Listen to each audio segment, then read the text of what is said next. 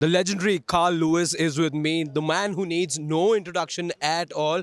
You see him in a new get-up today. First, let's talk about that. From the lanes of track and field to walking the ramp, tell us about how this experience was for you. Well, I'm a lot happier here than out there anymore. So it was incredible, especially for the cause and the marathon and just the whole idea of breaking barriers. This is something totally new and fresh for me. So I think it's an incredible night. It's going to be a great week.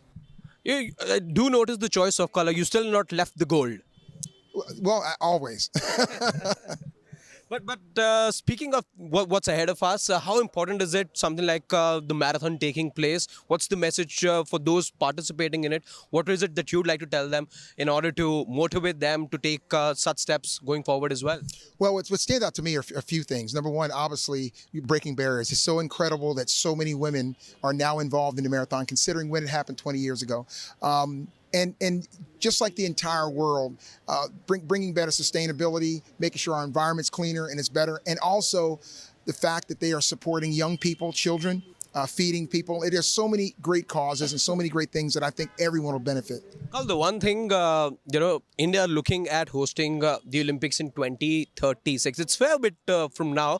But how important is it, do you think, for a nation like India to get the Olympics home? How does it change the landscape of sport in any country? And how important does that become for India then to get that bid? Well, actually, it's not that far away. I know in 2015, Los Angeles decided they were going to do the Olympic Games. I think it would be absolutely transformative because the Olympic Games not only brings the world to you, it inspires an entire country. I think it would be great for sports here. India is just a little bit of infrastructure away from having one of the greatest countries in the world for sports. They have athletes everywhere. The talent is here. They just need that push, not only from the world coming in, but from the infrastructure here, from the people here, setting up youth programs so they can get better. Universities, getting them involved in sports. That's what we need. And the Olympic Games as an event like that would be incredible here. And I would look so much forward to being here. And we hope that we get that in 2036. We hope to have you here as well at that time. But the one thing from your experience of being that top tier athlete that India need to be mindful of if it's about getting 2036 right. Well, the biggest thing is just saying is welcoming the world. Because that's what the Olympic Games is about, welcoming the world and showing that your commitment to sports for the future, because the Olympic Games is supposed to leave something. It's supposed to leave better infrastructure. It's supposed to leave better sports. It's supposed to leave unity. So all these things to show them that when everyone comes to India and leaves India, we'll have better sports programs, we'll have better infrastructure, better sustainability, having a message that you want to send to the world. That's really what you need to do. India, unfortunately, don't have a lot of Olympic gold medalists to celebrate, but there's one who's making waves around, and that's Neeraj Chopra. He's a two-time javelin medalist now at the Olympics.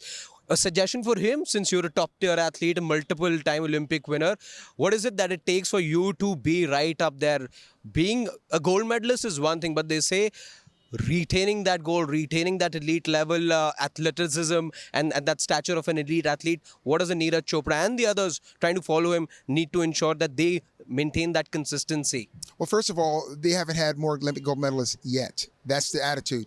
Number two, for him, what happens when you become number one in the world? You're no longer competing against the world. You're competing against yourself. So my suggestion is make sure that every single time you go out, you're competing against yourself. I was number one in the world over 10 years in the 100 meters, for instance. The first time it was 10.00. The last time it was 9.86. So it just tells you I wasn't competing against them. I was competing against making myself better. And if you focus on your own self-improvement, you'll be able to stay at the top.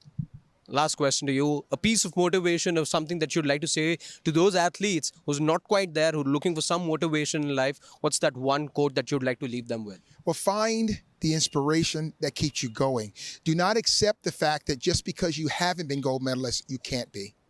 Thank you so much, Carl. This was a pleasure. Great, Thank you. thank you. Thank you.